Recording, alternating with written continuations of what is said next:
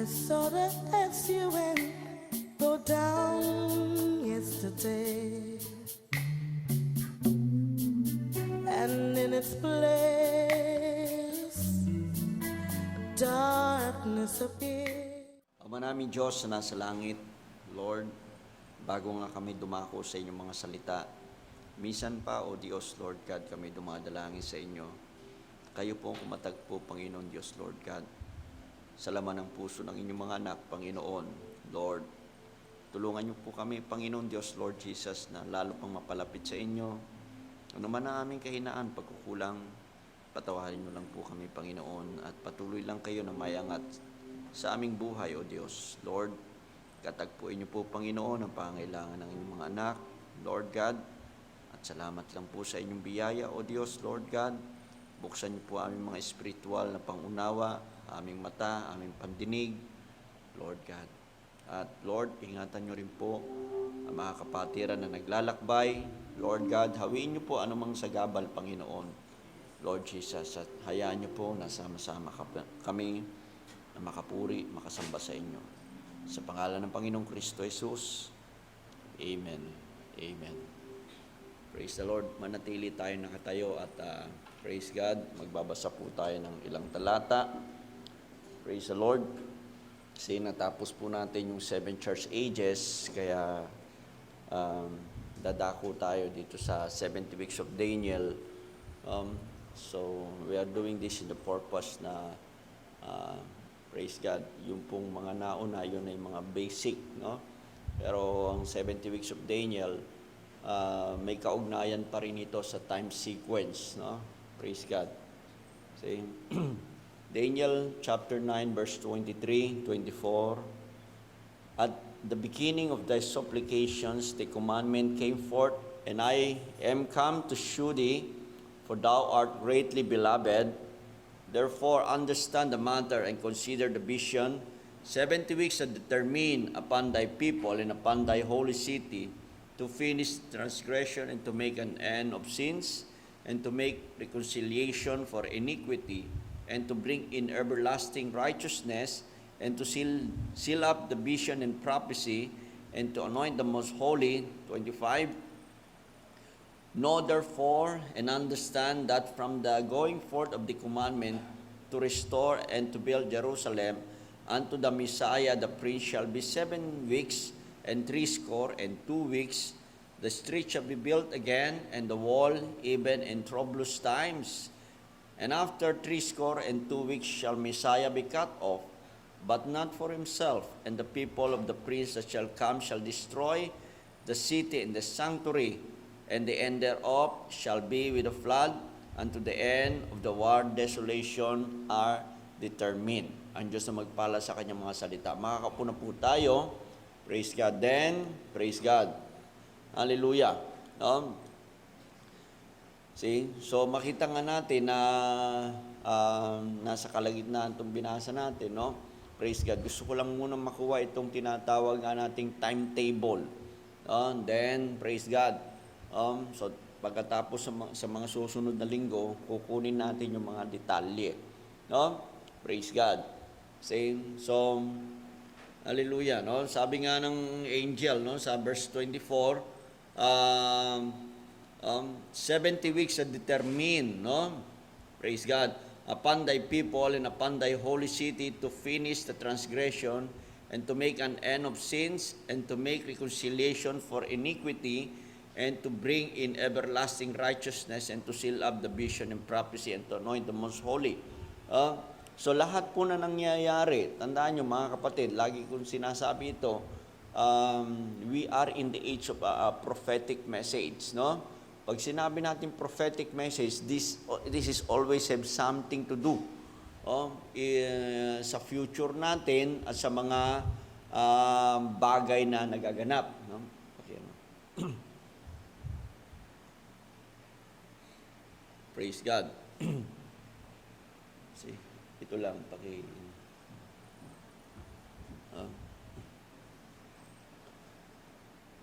see. So kailangan lang makita natin yung timetable, no? Praise God. Para alam natin kung nasaan tayo o kung ano na itong panahong kinalalagyan natin o kung gaano na tayo kalapit sa pagbabalik ng Panginoon at saka kung ano itong nagaganap sa pangkasalukuyan. No? Dahil walang magaganap sa panahon natin na hindi sinalita ng Diyos. Praise God. Hallelujah. Kaya minsan nagiging mystery sa tao kapag hindi nyo alam kung ano yung nagaganap sa inyong kapanahunan. No? Praise God. Kaya kapag nakita natin na ito'y nagaganap, hallelujah, at alam nyo ang salita ng Diyos, alam nyo kung ano, kung masama o mabuti. Praise God. Tandaan ninyo mga kapatid, kaya nga hindi maintindihan ng tao kung ano yung dapat niyang gawin, hindi niya alam kung paano siya hakbang. Praise God. Kung ano yung mabuti, kung ano yung masamang gagawin niya. Tandaan nyo, pag hindi nyo alam ang salita ng Diyos, praise God. Lagi lang tayong may doubt sa gagawin natin. Pero pag alam ninyo ang salita ng Diyos, then alam ninyo yung kalooban ng Diyos. Alam din ninyo kung ano yung ipagpe-pray ninyo. Alam din ninyo kung ano yung ibubunga ng pananampalataya ninyo. Dahil pag hindi nyo alam, praise God, you are trying to build your future on the sinking ground. On the sinking sand. No? Praise God. Para ka nagtatayo ng kaharian nyo sa isang mabuhay na pundasyon. Praise God. Hallelujah. Kaya nga kaya sabi ko nga, ang tao nakatingin kasi doon sa mga ginagawa niya. Sa kanyang accomplishment, sa kanyang magagawa. Praise God. Kaya kapag nakita natin ang kalooban ng Diyos at natuto tayo, praise God, na ang kinabukasan natin ay ilagay natin sa pundasyon ng kamay ng Diyos, praise God, matatag yan. At tandaan nyo, nagdudulot ng kapayapaan yan. Kaya nga, praise God, ang huling bilin ng ating Panginoon sa mga alagad. Ang huling, sabi niya, the peace I'll give you. The peace that the world cannot receive, the peace that the world cannot understand. Praise God. Kaya once matanggap mo yan, praise God, magkakaroon ka lang ng kapayapaan kapag natiyak mo yung kinabukasan mo. Hallelujah. Kaya ang message na to, wala itong ginagawa just to tell us yung nakaraan, yung nagaganap, at yung magaganap. Praise God. Dahil alam natin, hallelujah, yung nagaganap ngayon sa Palestine, no? Sa Palestine, praise God. Lahat ng nagaganap, yung terorismo, yung extremism, praise God. Tandaan nyo mga kapatid, yung progression ng mga military warfare, lahat yan may kaugnayan sa bansang Israel. Lahat ng nagaganap sa panahon natin may kaugnayan dun sa isang napakaliit na bansa. Praise God. Hallelujah. Then, kaya nga sabi dito sa book of Daniel, 70 weeks are determined upon thy people and upon thy holy city to finish the transgression and to make an end of sins and to make reconciliation for iniquity and to bring in everlasting righteousness and to seal up the vision and prophecy and to anoint the most holy. So alam natin, no, lagyan ko lang ng konting background. Praise God. Ito yung nung kinuha si Daniel, nung mapunta siya sa Babylon, praise God, bata pa si Daniel. Praise God. Siguro binata pa siya ng mga young people pa siya nung kinuha siya. Kasama si Shadrach, Meshach, kasaka si Abednego. Now, praise God. Itong vision na ito, dumating kay Daniel ito, noong 68 years na nila sa Babylon. Kaya alam ni Daniel, nagbabasa si Daniel ng prophecy. Nagbabasa si Daniel, praise God, ng Biblia. See? At according to Jeremiah, praise God. See? Ang bansang Israel ay maitatapon, no? Parurusahan sila ng Diyos, itatapon sila ng Diyos, pasasakop sila sa Babylon. Praise God. Hallelujah. Kaya nung naroon na sila sa Babylon for 68 years, alam ni Daniel, 2 years na lang ang natitira at babalik na sila saan? Sa Israel. Kaya ang ginawa nga ni Daniel, nagpakumbaba siya, nagdamit ng sako, naglagay ng abo sa ulo. Praise God. See? Pagkatapos siya'y lumuhod. Hallelujah. See? Kaya nga sabi ko, iba yung perception nila. Alam niyo mga kapatid, praise God. See? Ang iba kasi gusto rapture na. Sana mag-rapture na. Hallelujah. Alam niyo, ang Jubilee, praise God. Kung babasahin niyo ang Old Testament, ang Jubilee, pag ngumiti ka sa panahon na yon, babatuhin ka. Baliktad kasi dito sa akin, Jubilee, tawanan di ba? Praise God. See? Kailangan, hallelujah, sa panahon na yon, see, naroon yung umiiyak ka, praise God. Yan ang Jubilee. See, baliktad kasi yung perception ng tao no? Iba yung, pag Jubilee, tawanan, sayawan, talunan, hindi ganun ang Jubilee sa Biblia. Kasi yan, kasi pag ano nyo yung eksenang yan, talagang mababagbag yung kalooban nyo, no? Kasi yan yung panahon na lalaya yung mga alipin. See, babalik siya sa pamilya niya. Praise God. See, dahil sa kahirapan, itong bansang Israel, no? Pag naghirap ka ng sobra, hallelujah, so isasanla mo yung lupa mo. Praise God. Pag naghirap ka pa, ang susunod mong isasanla yung mga laman ng bahay mo. Pag naghirap ka pa at wala ka ng maisanla, ang susunod mong isasanla yung sarili mo. See? Magiging alipin ka. Iiwanan mo yung asawa mo, iiwanan mo yung anak mo. Praise God. See? Tapos ikaw'y magiging alipin. Dahil pag hindi mo na mabayaran yung utang mo, magpapakaalipin ka, malayo ka sa pamilya mo. Let's say, sabi nga natin, 30 years pa bago dumating yung Jubilee. Praise God. See, for 30 years, hindi mo makikita yung asawa mo, hindi mo makikita yung anak mo, hindi mo makikita yung pamilya mo, doon lang, nagtatrabaho ka lang ng trabaho, pag may kinita ka, padadala mo lang sa pamilya mo, para ma-secure mo na kumakain sila. Walang communication, hindi katulad ngayon, may mga internet. Praise God. See? So, ganun yung eksena noon. Kaya yung nagtatrabaho noon, yung alipin na yon, walang laman ang isip niyan, kundi iniintay niyang tumunog yung Jubilee trumpet. At yung Jubilee trumpet, tumutunog lang yan once every 50 years. Hindi yan yearly. Praise God. See, ang Feast of the Trumpet, praise God, hindi yan ang Jubilee trumpet. Ang Jubilee trumpet, tumutunog yan sa Feast of the Atonement. At yan ay tumutunog lang kada 90 taon. Isipin nyo. Kung 30 years pa yan, let's say, na naging alipin ka, 49 years pa, katutunog lang last year. See? So, 49 years yan na magpapakaalipin ka.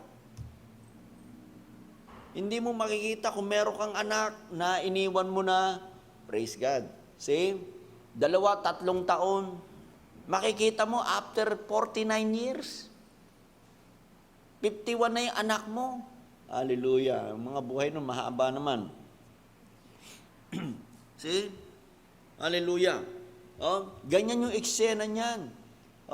Kaya pagtunog ng Jubilee trumpet, bibitawan niya yung kung farmer siya, yung asarol bibitawan niya.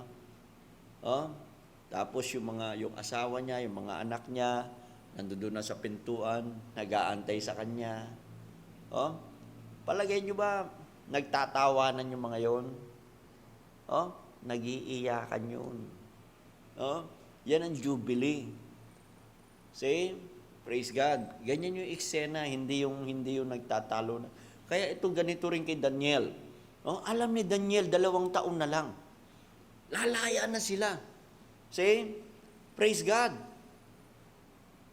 At alam niya yan, ayaw niyang may maiiwan. Tingnan nyo. Oh, kaya nga sabi ko nga, kasi iba gusto mag-rapture. Praise God. Dahil sa hirap ng buhay natin, sa dami ng problema, sana mag-rapture na. Diba? Lalo na, pagbaong ka na sa utang, talagang gusto mo na mag-rapture bukas eh. Kung pwede lang nga, praise God. Oh, lalo na kapag yung frustrated ka. Diba? Sana mag-rapture na bukas. Diba? Minsan, inuunahan na yung rapture. Oh, hallelujah. See? Naintindihan nyo, ang rapture hindi yung way of escape. Hallelujah. Oh, sa mga problema natin. Oh, kasi ganyan ang isip minsan ng iba eh. Hallelujah. Kaya nga, kung nag-iisip ka ng rapture, dapat nag-iisip ka rin ng mga kamag-anak mo, ng mga mahal mo sa buhay.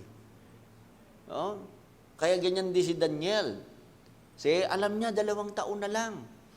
Oh, kaya lumuhod na siya.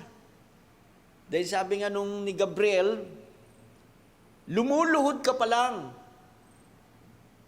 Ibinigay na ng Diyos yung sagot. Hindi pa siya humihiling, lumuluhod pa lang. Pero ang problema, sabi niya, hinarang ako ni Satanas, kaya na-delay ng 21 days. Na-delay ng 21 days. Tandaan niyo, kaya nga sabi ko, lahat ng nagaganap sa panahon natin, ang opening ng seals, praise God, 1 week before, hallelujah. 1 week before, dumating na yung angel. Sa panahon natin, no? Kay Daniel, delay yung angel. May dala-dalang mensahe si Gabriel. May pangalan yon. Tandaan niyo, sa panahon ni Daniel, may pangalan yon. Hallelujah! Dahil sa panahon naman ni John, tinawag niya yung strong angel. Sa panahon natin, di-describe yun. Pati yung kulay ng balat niya, pati yung height niya. Hallelujah! Iisa yung mensahe ng anghel na yon. Simula kay Daniel, kay John the Beloved, hanggang sa panahon natin. Praise God. Kasi hindi tayo pwedeng maniwala sa isang mensahe na wala sa Biblia. Naintindihan nyo kung mga kapatid, no? Hindi nyo pwedeng sabihin, may mensahe kami. Saan galing yung mensahe nyo? Diba? Kinausap ng anghel yung mensahero. Tatawanan ka lang nun. Pero ang Biblia nga, ang daming anghel. Sabi nga, pag sinabi mo may taong kinausap ng anghel sa panahon natin, natatawa sila eh. Pero ako sa Biblia, ang daming ang anghel eh. Genesis pa lang may anghel na eh. Diba? Pagpasok mo pa ng Revelation, punong-puno ng anghel yan. Pero ngayon, ayaw silang maniwala na may anghel na kumakausap sa tao. Praise God. So makikita nyo, no, yung eksenang yon, hallelujah, hindi bago sa atin. Ako sabihin nila, praise God. Anyway, ang 70 weeks of Daniel, no, hindi to halos makuha, no, kapag hindi nyo alam ang message. Okay? Praise God. Hallelujah. So we have those basic teaching, it's nasa video na lahat yan, no? Yung gustong kumuha ng kopya, magpalista lang kayo doon, no? Praise God. Hallelujah. So, makikita nyo na, praise God. So mabubuksan lang itong mga bagay na to pag dumating din yung anghel na kumausap kay Daniel. Praise God. Na kumausap kay John the Beloved. kapag dumating sa panahon natin, praise God, anong klaseng anghel yan? He is a prophetic angel. Praise God. See, sinasabi niya yung future. Sino tong kausap ni John? Ni Daniel? Di ba? Si Gabriel ito. Sinasabi ni Gabriel yung future. Praise God. See? Kaya sabi ko nga, maski angel, iba-iba rin yun. Iba-iba yung trabaho nila. Iba yung trabaho ni Satanas. Hallelujah. Kaya nga hindi alam ni Satanas yung future eh. Di ba? Song leader yun eh. Praise God. Kaya sabi nga ni Gabriel, lumuluhod ka pa lang, tinugong ka na ng Diyos. Pero, hinarang ako ni Satanas eh. Buti naman, sinakluluhan ako ni Michael. Di ba? Praise God. Kaya doon, sabi niya, nakipagbaka pa rin si Gabriel, si Michael, pero nandito na ako. Hallelujah. See? Alam ni Daniel, nalalaya na sila. Tingnan nyo, ang nakikita ni Daniel yung natural. Pero yung pinakikita naman sa kanya, spiritual na paglaya. Total deliverance ng bansang Israel. Ito yung pinakikita rito. Hallelujah! See? Kaya sabi nga noon, 70 weeks, are determined upon thy people and upon thy holy city to finish the transgression. So alam natin, maraming ginagawang pagkakamali ang bansang Israel. Pero sabi nga ng Diyos, huwag ka mag-alala, Daniel. Kasi ang laman ng puso ni Daniel, lubusang lumaya sila. Praise God. At ipinakita ito sa kanya, kung paano lalaya. Tingnan nyo, ang laman ng puso ni Daniel, ang pinagpe-pray niya, yung kanyang buong lahi. See? Hindi lang yung sarili niya.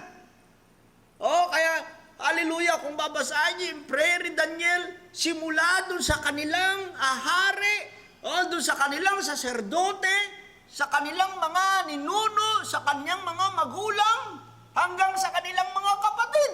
Isipin niyo yung prayer niya na yun. Hallelujah. See? Ganun yung laman ng puso niya. Kaya nga lagi sinasabi, mga kapatid, pag tama ang laman ng puso natin, hallelujah, huwag kayong mamroblema. Diba? Katulad yan ng Yunoko. Saan siya galing? Sa Ethiopia. Diba? Pumupunta ng Jerusalem, sumasamba siya sa Diyos ng mga Israelita na hindi niya lubos na kilala, pero naniniwala siya.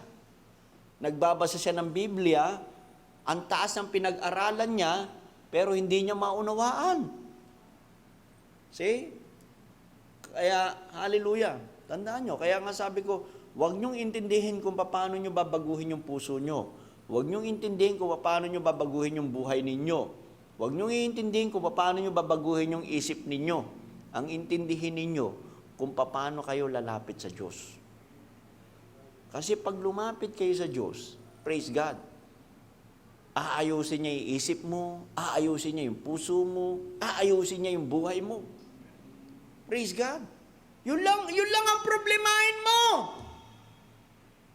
Huwag niyong problemahin kung ano yung mga bisyo ninyo, kung ano yung mga maling ginagawa niyo. Ang problemahin niyo kung paano kayo lalapit sa Diyos. Praise God. Hallelujah, naalala nyo, di ba, yung patutuo natin kami, Brother Rocky. See? Sabi niya, kung merong totoong Diyos, sabi niya, gusto kong maglingkod sa iyo. Dahil nga Pilipino tayo eh, this is a Catholic country, ang dami nating tradisyon. Nag-pray na siya sa ninuno niya, nag-pray na siya doon sa kung ano nung lahat ng rebulto, hanggang, praise God, yung kapansanan niya, walang lunas. Sabi niya ganun, praise God. Oh? See? Kaya tumalikod na lang siya sa lahat, pumunta siya doon sa tubuhan, doon na lang siya nag-pray. See? At doon siya tinugon ng Diyos. Hallelujah. See? Hindi niya kilala eh. Pero naghahanap siya. Oh? Kaya sabi ko, huwag mong problemahin. Praise God. Kaya itong yunokong ito, anong ginawa?